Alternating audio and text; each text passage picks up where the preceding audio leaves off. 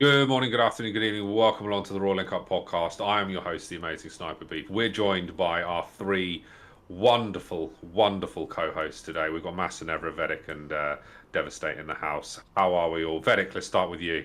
Have you recovered from your 1 million hours of Civ 7 over the last 2 weeks? 77 hours, yes, I have. Only 77 hours in 2 weeks. So 168 hours in a week, 320. So 7, 14, 21, 28. You've done about, what, 30 something percent of, no, yeah, just under 30% of the last 2 weeks playing Civ.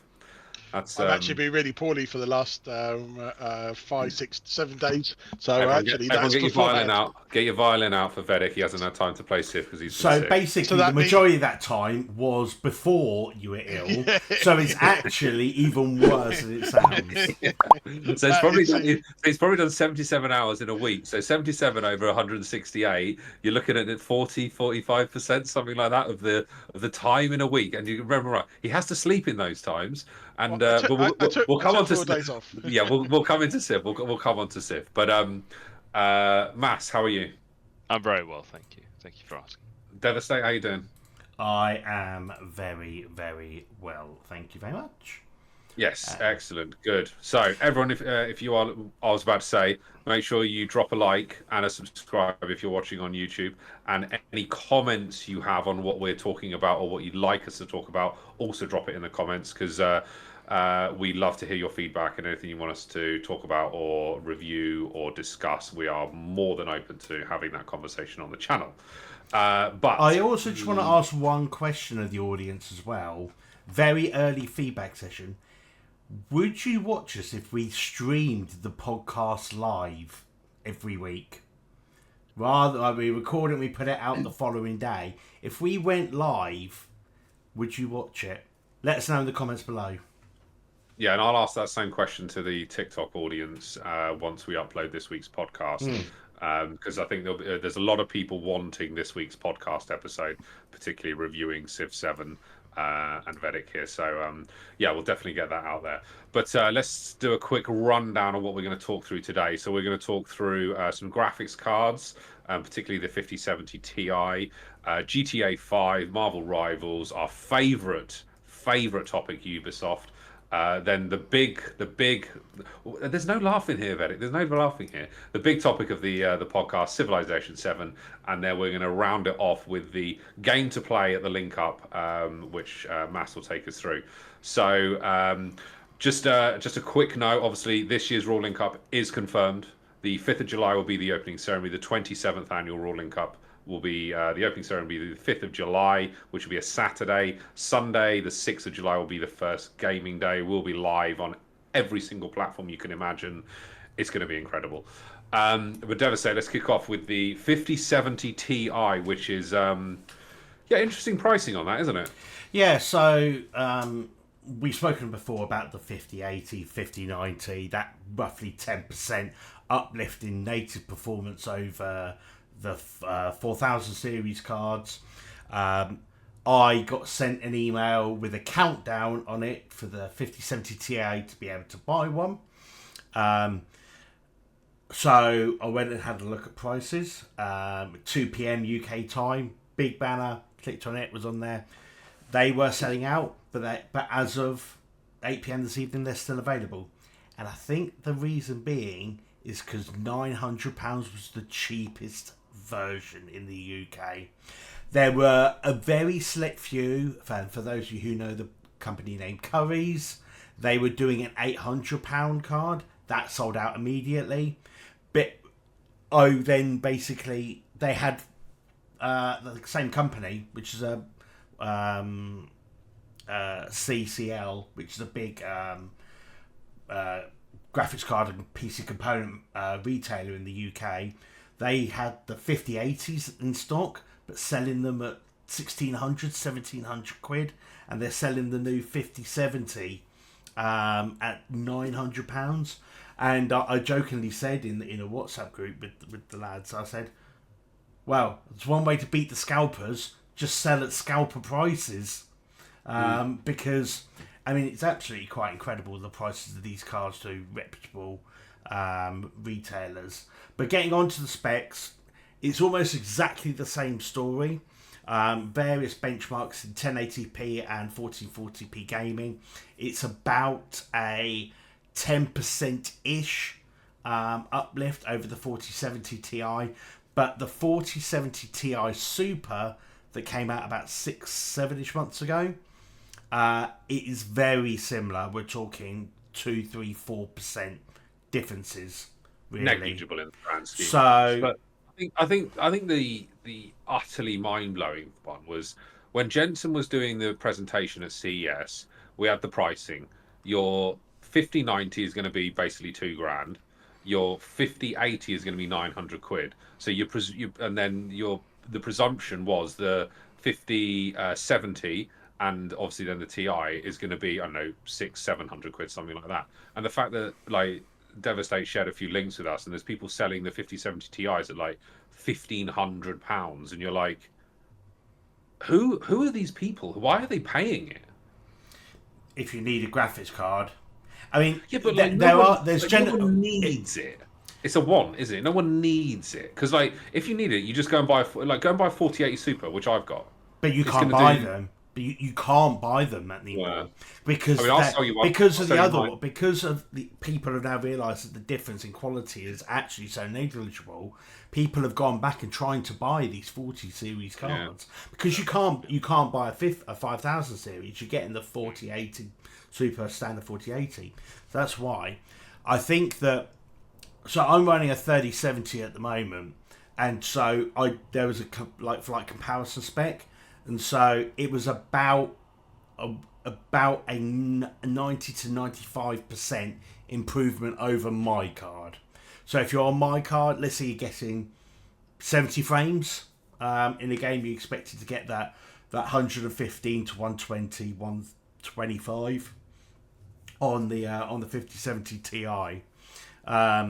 So even if you're on a 2000, the first generation of RTX cards is going to be massive, and if you're going to hold that card for 6-7 years, makes sense. But yeah, absolutely. But there is, if you've got a 4000 series, no sense. I'm borderline whether I go for it and maybe wait until, but later on, not while the prices are at the stage they are right now. But we know that Masaneva is definitely going to be upgrading this year. Yes. This all depends on April the 24th, doesn't it? That's the day. What's happening on April 24th? Tempest Rising drops. Oh yes. The demo doesn't run, so maybe the game doesn't run. Then he's going to have to upgrade. Yeah, that's it. Yeah. Well, it's happening, definitely. But yes, in the story is the same story. 10% uplift. It's all going to be your VRAM related bits and pieces are good. The one thing that I would say is that what has now sort of emerged, we sort of said the 5070 will give you 4090 performance. That has actually bared fruit in a few tests, but not in gaming. It's bared tests on some rasterization performance and doing like some compiling work. Wasn't that with AI in support? Well, that's the thing. Isn't it? So in gaming, they're DLSS 4, which essentially it could generate up to 4 frames for every one native. Generate 3 additional frames for every one native frame. But there is the more and more use cases I've been having a look over the last week or so, and it gives some really weird results because it's guessing what the frame should be. You get weird artifacting that happens around with certain objects. So you might actually have one frame where, let's say that there was a vase there, as it's changing frames, and the vase is only like one tiny insignificant bit, but for one frame that vase disappears, or it's changed shape, it's got thinner, and it's actually not active rendering, so it is fake frames. And then there is a bit of a weird lag situation because your input is still only relevant on the first frame, not on the other 3 AI generated frames, so you can get some inconsistencies in high frame rate gaming. So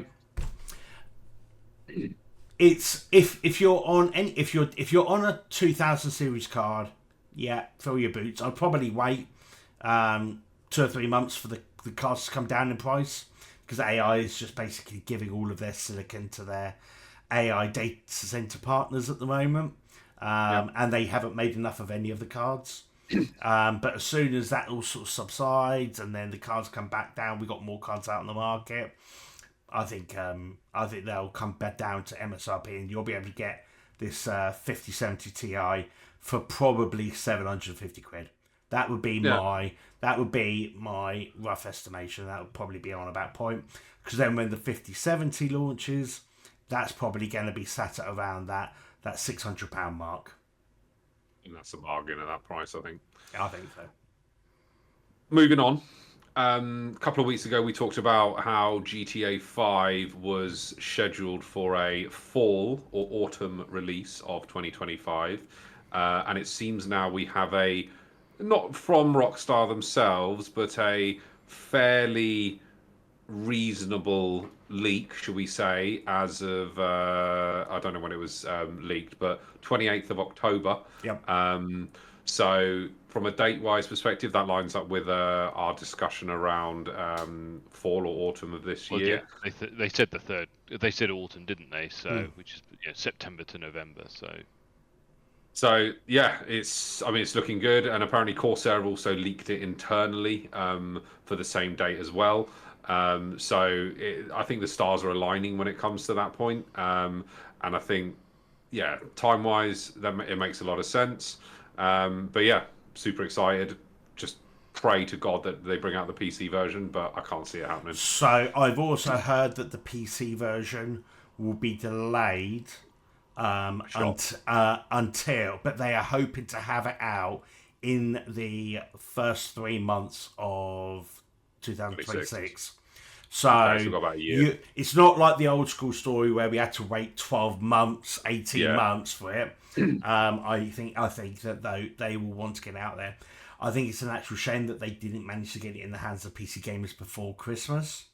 But can you imagine the sales of that? Can you imagine the sales of that if they got out on PC as well at the same time? Well, I think that the PC, they'll need time to almost theoretically bug fix all of the stuff that comes out on consoles. Because if it's buggy on console, it will sure as hell be buggy on PC if they were launched at the same time. So, I'm maybe they do that on purpose. But they could also be doing two things. They might also be releasing GTA 6 on consoles, because that's more of a story-based community. And then when it transitions over to PC, that coincides with the launch of like the role-play like GTA Online scene. And that might be seen as the way to transition. But yes. That's all right. Well, moving on. 2 more stories before the big one, the Civ 7 discussion. Marvel Rivals, super popular and successful game of late. They fired all the development staff. I mean, why not? It's not really a great story. But yeah, they've fired all the development staff. Not really ideal. And then our favourite topic, Ubisoft, who obviously are going through a tough period at the moment. They've fired some of their or closed some of their software houses down, as it would be. But they're looking to do a Rainbow Six 10-year anniversary redo, as it would be. So I think obviously Rainbow Six is probably their most popular game or successful game in the last 10, 15 years, I think, quite comfortably. We've played a large amount of Rainbow Six at the link up over the last sort of decade or so. So seeing what they're going to do with that. There was a teaser trailer. I think it was earlier this week, wasn't it? A lot of us watched it. Right. Well, the time has come, ladies and gentlemen. The time for the big one. The Civilization 7 review, courtesy of our in-house maybe not expert, but in-house play C tester. tier gamer. Yeah, C-tier gamer. Vedic. So Civilization 7. The what was the version that you bought, Vedic? What was it called? I think Founders, the big Founders Edition. That launched just over about 2 weeks today, wasn't it? Yeah, February 6th. Yeah, 2 weeks ago today. So for those who didn't get the Founders Edition, you've been playing it for about a week now. But Vedic basically played it for 40% of his entire life for the first week.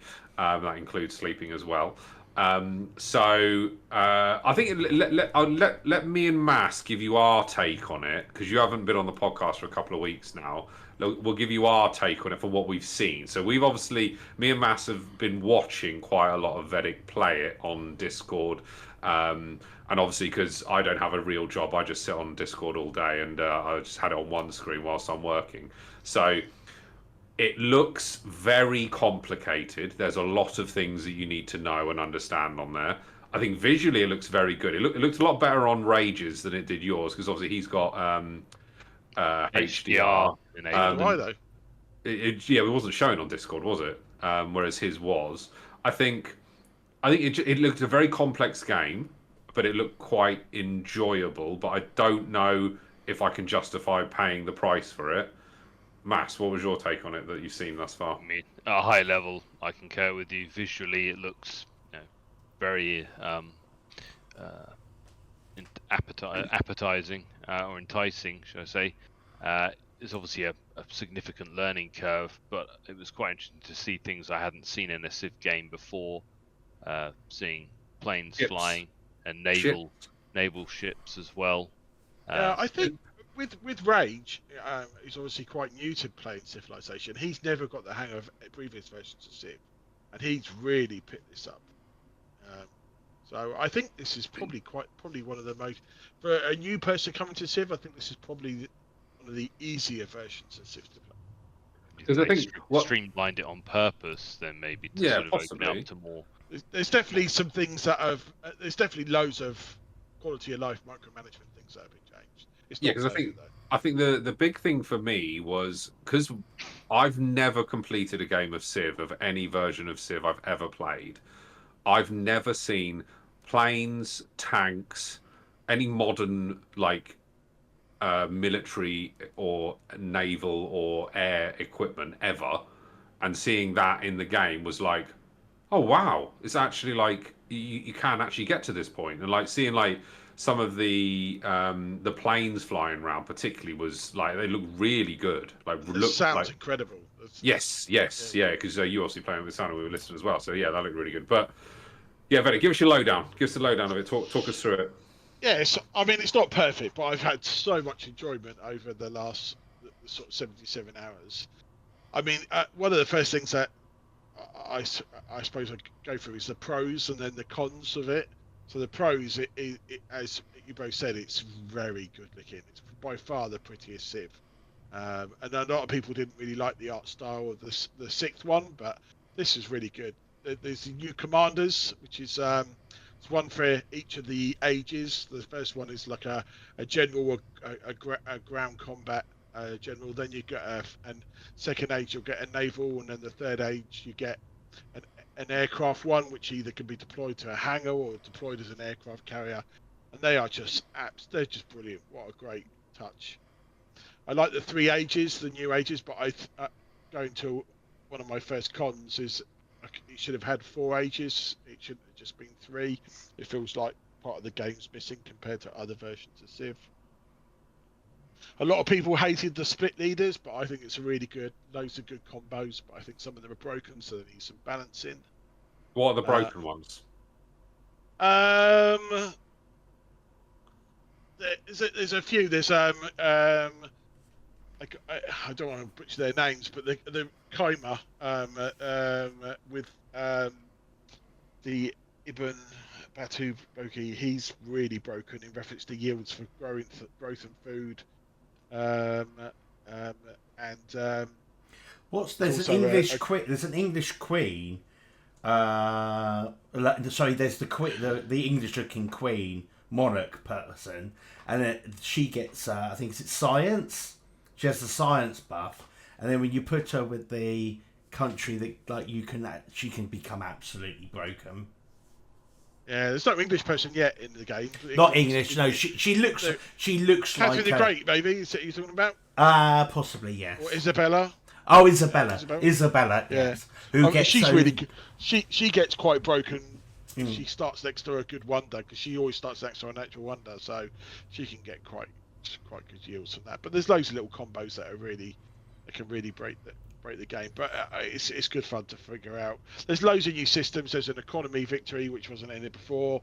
The influence system, the sort of diplomacy side of things is the best it's been.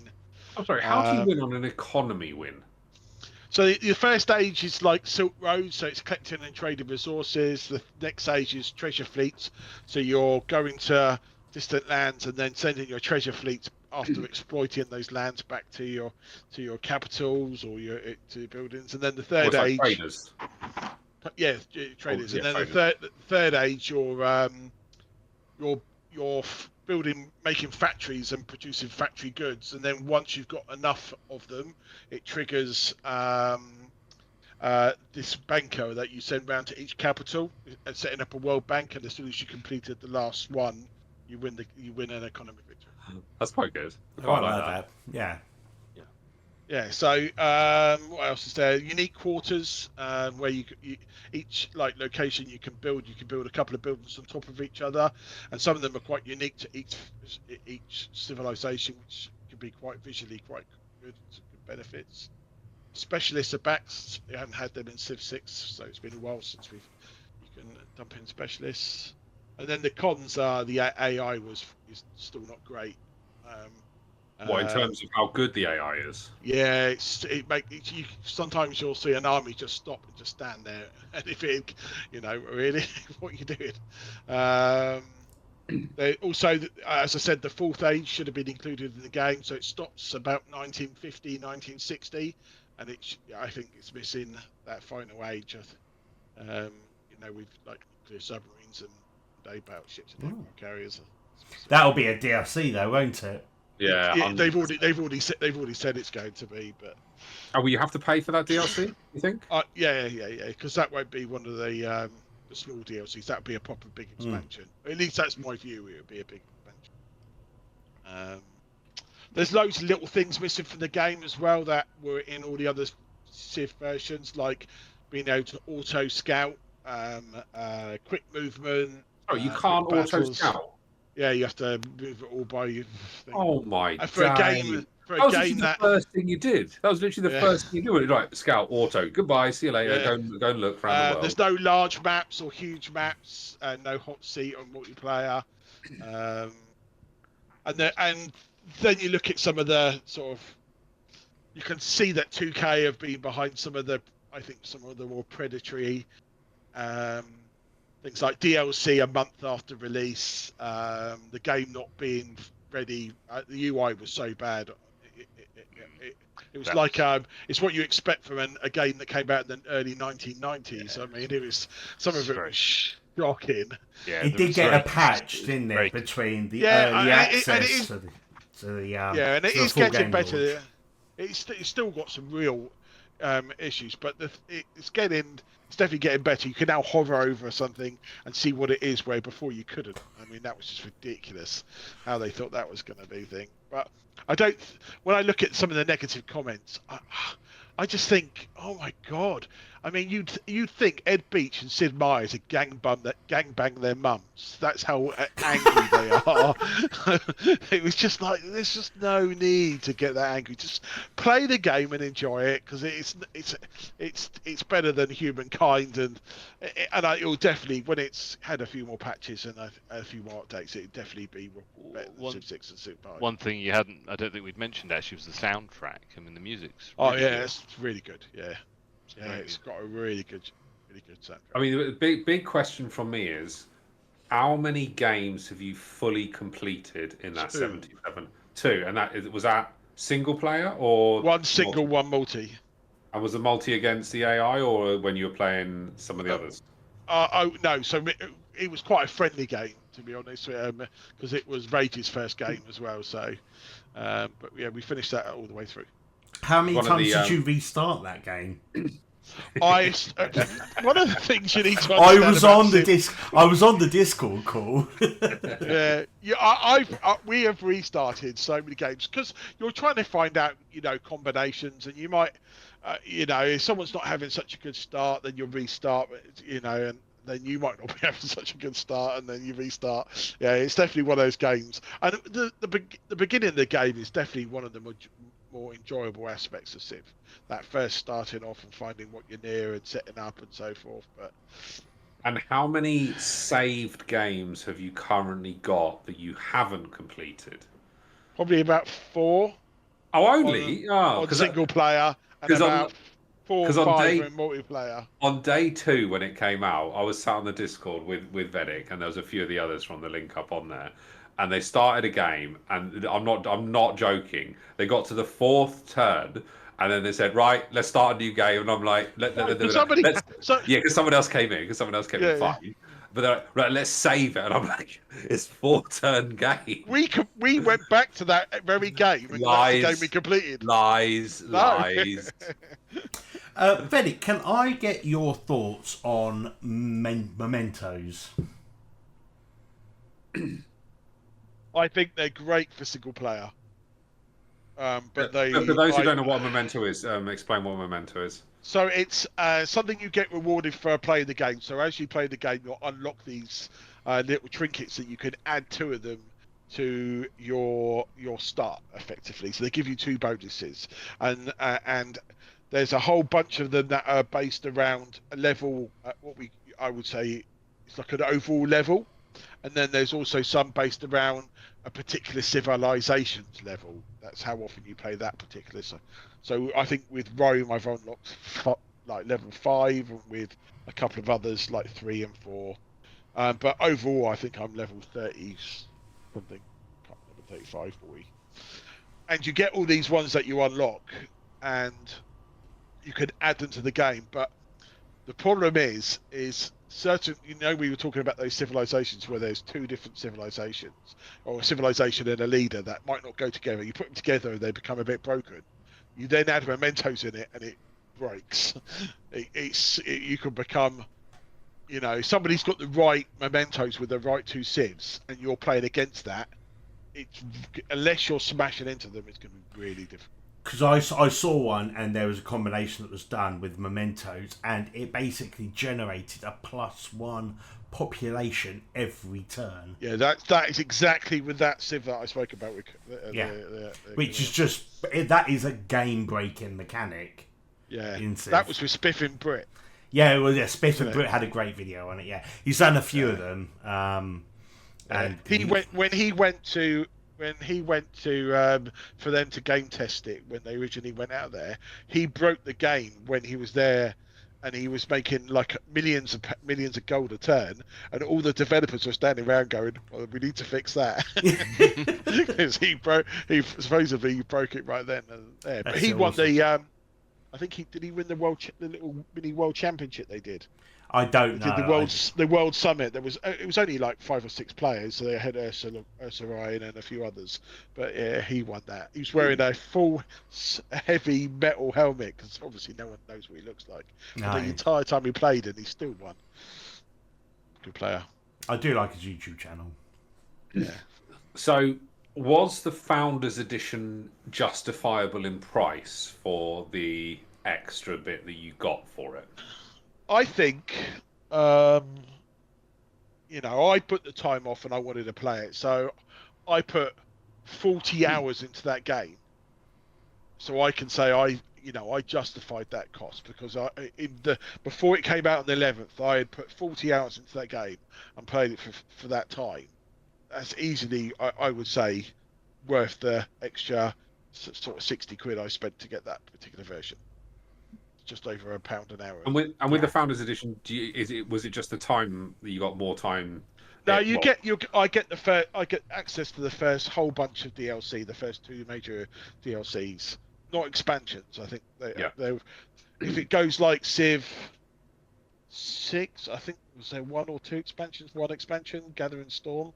This So Gathering Storm was the big one, wasn't it? Because you were Yeah. like, this is a game changer, the expansion, wasn't it? yeah, it was very good. So I think there may be one big expansion, maybe two, but there'd be tons of DLC. I mean, I mean, just for now, there's obviously stuff coming over the next few months, but you'll see it for years. Now you're looking forward to playing it at this year's Royal Link Cup. Yeah, might take over a bit of Sins. I think we might have a Sins group and a Civ group. I think that may well be the case. Yeah. Yeah, it could be actually. Yeah, could be. And 'Cause- alternate. Well, days we'll for have Civilus Rising. we'll have the next release on Sins as well. Yeah, Because Tempest Rising gets- I played the first Sins update, the one that came out. Obviously, I've played it quite a lot, and like the Q3 update, and we're going to have the Q1 update as well, which is that's the big update coming on Sins. So, Vedic, if you had to give Civ 7 a mark out of 10, what are you giving it? Where it is at the moment. I think it launched. It was probably like a 6 or a 7. I really enjoyed it, and I thoroughly, I've had a great time playing it, and I continue to play it. Most of my free time, and as I put over 1,000 hours into the last one and 1,000 hours into the previous one, I can see that it'll probably be the same.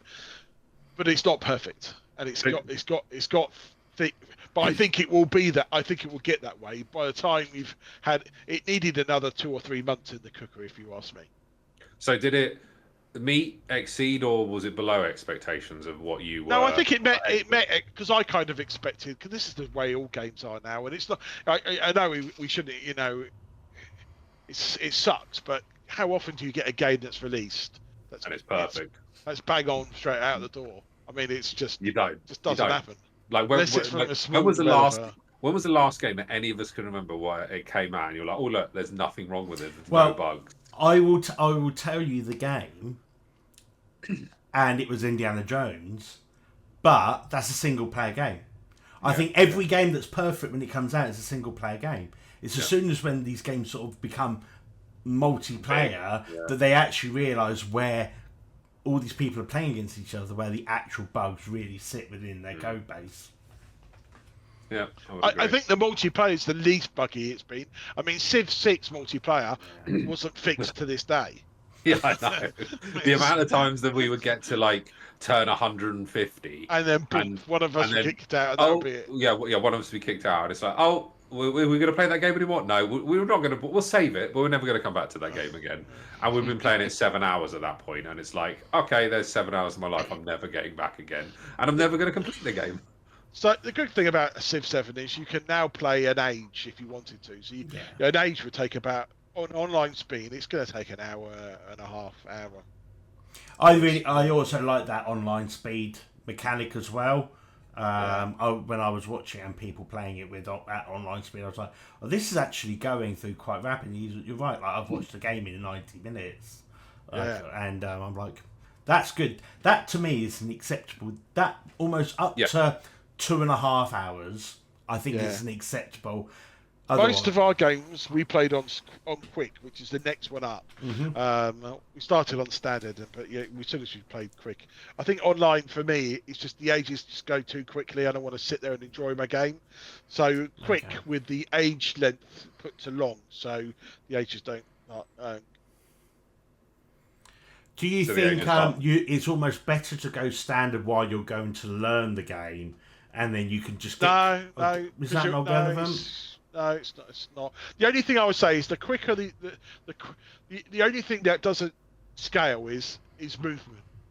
So all the stats. So money is things cost less. You get less from rewards, and things cost less to build and time. So everything's quicker. But except movement. Movement still takes one. Something that takes 2 turns to move. To move 2 spaces, it's still going to take 2 turns, whether it's on marathon or if it's on online. So there's so yes, you can play on those fast speeds, but it's still going to take your army. You might build that army quicker. It still takes you exactly the same time to engage and move down But if you're learning the game, I thought that turns was almost like the automatic clock. So if you're new to the game, you're just trying to learn it. I still think quick is probably a better setup. Maybe not online, but definitely quick, or standard while you're learning. But most people will play multiplayer games at online speed because you have to. Unless you've got a whole group of friends who want to make a big session of it. And I've looked and seen some people playing marathon, and you're like, geez, if they continue to play that game, that's going to be going for a month. Oh dear. Well, I think that's a very good summation of Civ 7. I think we've covered all the salient points there. Thank you, Vedic. I'm sure you've enjoyed it, and you'll be obviously going back to play this and not spending any time with your loved ones, and focusing on your life with Civ 7. I'm working towards a perfectly good divorce. No, just kidding. Why? No. Moving on. Mass, let's talk through some games that we might play at the link up, and what they look like, what they are. Let's have a chat through those. Yeah, so instead of one, I'm going to do 2 games today because there's a strong connecting vein between the two. This is a genre. I'm not even sure what you would call the genre. They're quite it's quite unique. We've not played anything like this before. So the first one is Headliners. It's by the developer and publisher KAFI. It's on Steam, £6.69. Good number. So Headliners is a co-op horror game where you play in teams of 1 to 4 reckless journalists ready to explore a city overrun by deadly creatures to snap spectacular footage. Your only goal, make the headlines without becoming one. So you're going to be going around a city that looks like such a good idea. New York, Times Square, and you're going to have a camera and you've got to try and get footage of the monster perhaps that's attacking, or is some sort of act of God or some Godzilla or whatnot, is before you don't succumb to the monster or to the whatever is going on, the earthquake or whatnot. So yeah, it's really well received. It's only, as I say, it's only £6.69. It's got really good reviews. It only came out on the 30th of last month. So this looks like something that we've never played before. So yeah, that's Headliners. Yes, I think I'm looking at it on Steam right now. I think visually it doesn't look anything special, but the gameplay and type of game it is completely almost alien to us. I don't think we've ever played anything. Really fresh idea. Anything like 1 this. to 4 players seems a bit yucky. So yeah, there's that, and then the second one is Storm Chasers. This is an early access game. It's actually came out back in June of 2019. Developer and publisher is Little Cloud Games. It's Steam at the moment. It's a 30% discount. It's only £7.20 until the 28th of this month. So this one here is a bit more. So it's more act of God actually, rather than sort of monsters. It's essentially twisters, isn't it? It's so you've got be one of those intrepid storm chasers in this online multiplayer video game. Your goal is to shoot the best twister pictures without dying because of the powerful winds and flying debris. Feel the challenge of correctly forecasting intercepting storms with optimal vantage points before other players. You can play this as a single player, or you could do a 1v1, 2v2, or 4v4 mode. So this is going to allow us to have a few more players in the game. And as you say, this is going to have a versus mode. But again, it's got pretty decent reviews. Overall, 88%, but recently 78% in the past 30 days. But yeah, both games, it's visually looks slightly more realistic than the other one. Look like more of a cartoony feel. Yes. But admittedly, this game, the graphics engine is probably relatively old, given it was 2019. This game is 6 years old nearly, and it's still in early access. And the last update from the devs was 19 months ago. I wanted to bring that out. That is a new function on Steam now that they only introduced a month ago, where it says that because games can be in early access for their entire lifetime. And Arc was years. Wasn't Rust as well? Yeah, but this new message that says the last time the game got an update, because games go into early access and they just get left there, I think it's a really good thing that Steam has introduced on that the last time that an actual development code release. Have you seen the bit? Have you seen the bit below it though? Devastate. So you've got what the developers have to say, and one of the questions is approximately how long will the game be in early access? A maximum period of 1 year. 6 years later. But what was I guess what was the time period between the last update and the update before that? But you'd assume maybe the worst. Have the developers just simply abandoned it and what you Well, get here's the thing. now. It says working on version 0.1.0. That was a week ago. That was a week ago. So they're not even 10% 10% into version 1 yet, potentially.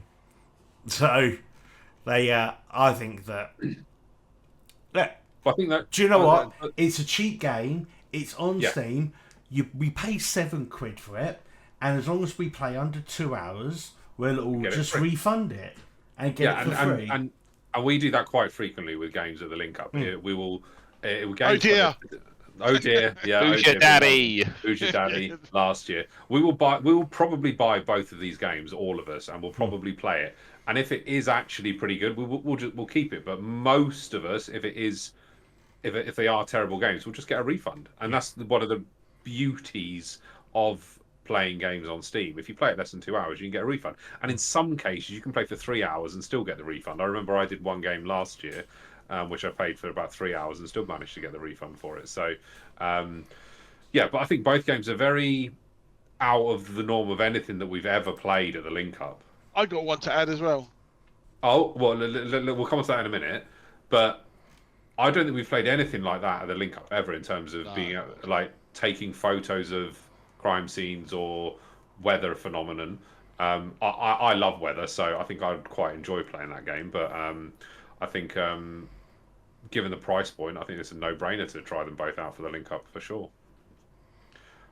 Vedic, what was your third game that you want to throw in the mix? Yeah, so it's not released yet. It's coming soon to early access, and that's War of the Worlds, based on Steven Spielberg's film. Is it on Steam? Yeah, by Flip Switch Games. War of the Worlds. Hardcore horror open world survival game. Oh dear, another survival game. What was the survival game that we played last year? Quite a lot of.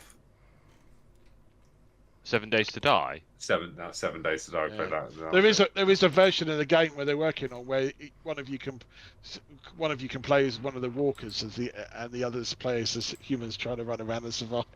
Yeah, wow! Look at that viewpoint. Visually looks stunning, but there's no suggestion it will be out. Unfortunately, which quarter? It doesn't. Well, it's not even suggesting which year. But it looks fantastic. Yeah, it looks good. And the noises, with they make when they rise out the ground sounds really just like the movies. So it should be cool. It's just the viewpoint. The viewpoint looks really good. This is a game that's sort of gone under the radar a little bit. Has anyone looked at Terminator: Dark Fate? It came out. It came out last year. It was in early access for a while, but it's like on full release now. RTS game based on the Terminator franchise. It's got very good reviews as well, hasn't it? Yeah, very positive on Steam. It's just the golden nugget that we haven't found. And it sort of reminds me of Company of Heroes. Well, down below it actually says similar to games you've played, Nuclear Dawn, and I'm a big fan of. Literally thinking that. I'm a massive fan of Nuclear Dawn. I really wish that had got the fan base it deserved, because that was a first person with RTS. It was a very good game. That was fantastic. Really hope that someone takes that concept and executes it just as well, but this time it gets the Why does the name Slithering Games mean? Seems to be familiar. Have we played something else at Slithering Games? Who have they got? Lists. Browse. This is what they do. They are an they've got a lot of RTS games. Oh my gosh. They've got a lot of Battlestar Galactica? That's where it is. But Deadlock. Yeah. Yeah, that's what it is. But I don't I think, played one of their games. just coming back to Terminator Dark Fate itself specifically, I get the impression though that it's just an RTS. It doesn't have the first person aspect. No, it is an RTS game. I think it is almost like it does remind what it looks like Company of Heroes.